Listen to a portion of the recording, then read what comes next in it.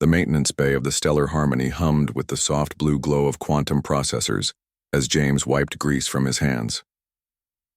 3 months into the diplomatic mission to the Kepler system, he'd grown accustomed to the peculiar requests from their alien passengers, but this one had him scratching his head. "James, James, please come quickly." The high-pitched voice belonged to Liza, though that wasn't her real name. Her actual designation was something like Zilthara 9 of the Crimson Nebula, but human tongues couldn't manage the harmonic frequencies required. The 3-foot-tall being scurried into the maintenance bay on her 6 delicate legs, her crystalline exoskeleton catching the light like a living gemstone. "What's wrong, Liza?" James knelt down to her level, a habit he'd developed to make conversations less awkward.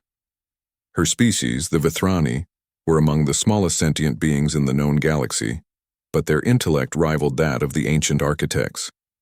Liza's antennae twitched frantically, a sign of extreme distress among her people.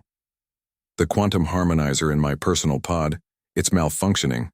I need you to put it in me, human. You're the only one who fits." James blinked. "Put what in?" "You?" "The emergency backup core." She gestured toward a small, intricate device about the size of a human thumb. "My pod's primary harmonizer is failing, and without the backup, I'll die during the next hyperspace jump. The harmonic frequency will tear my molecular structure apart." Understanding dawned on James. The Vithrani required precise quantum field harmonization to survive faster-than-light travel. Their ships were marvels of engineering, but their personal life support pods were incredibly delicate and incredibly small. "Liza, I'm not sure I understand. Why can't you install the backup yourself?" Her large, multifaceted eyes dimmed with frustration.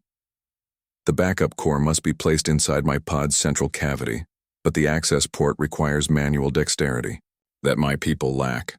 Our manipulator appendages are designed for precision work on the macro scale, not the internal maintenance of our life support systems." She scuttled over to her pod, a beautiful, pearl-like structure about the size of a large refrigerator, and pointed to a tiny opening near the base. "See? The access port is designed for emergency situations where our ship's automated systems fail. The original designers assumed any rescue would come from a species with appropriate appendages." James examined the opening. It was indeed perfectly sized for human fingers, though incredibly tight. "This was intentional design?" "Yes." Liza's excitement was palpable.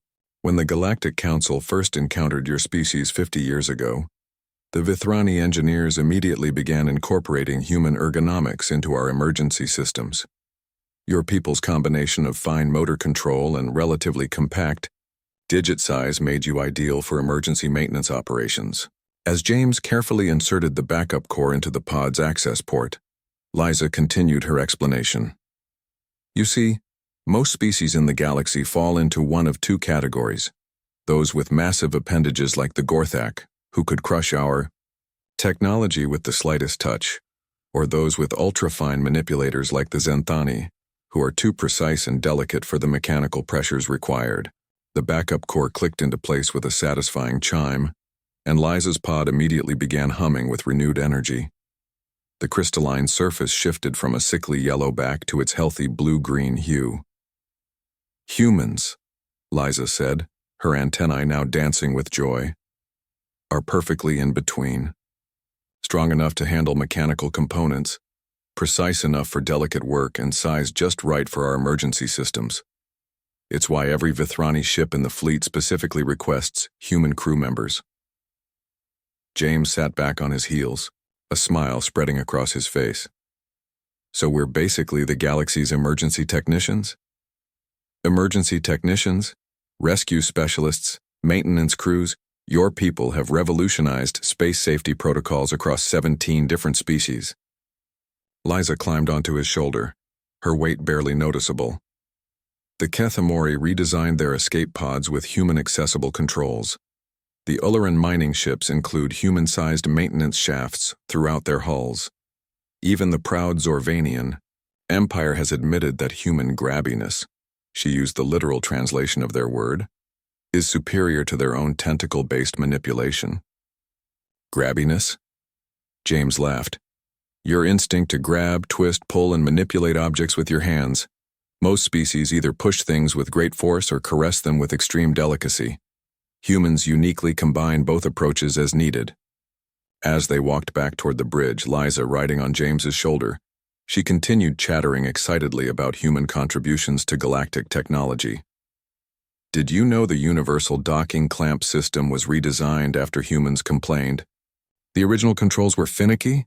Or that emergency airlock overrides now include human-operable manual releases? Captain Rodriguez looked up as they entered the bridge. Everything all right, Liza? Perfect, Captain. Liza's joy was infectious. James saved my life with his wonderfully grabby human hands. The captain raised an eyebrow at James, who just shrugged. Emergency maintenance, sir. Apparently we're good at it. The best, Liza chimed in. Humans. Too big to break things, too small to be useless, and just grabby enough to fix anything. As the Stellar Harmony prepared for its next jump, James reflected on humanity's unique place in the galaxy.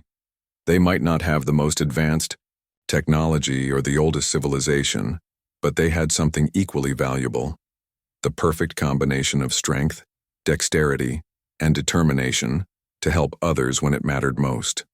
In a galaxy full of wonders, sometimes the most important thing you could be was exactly the right size for the job.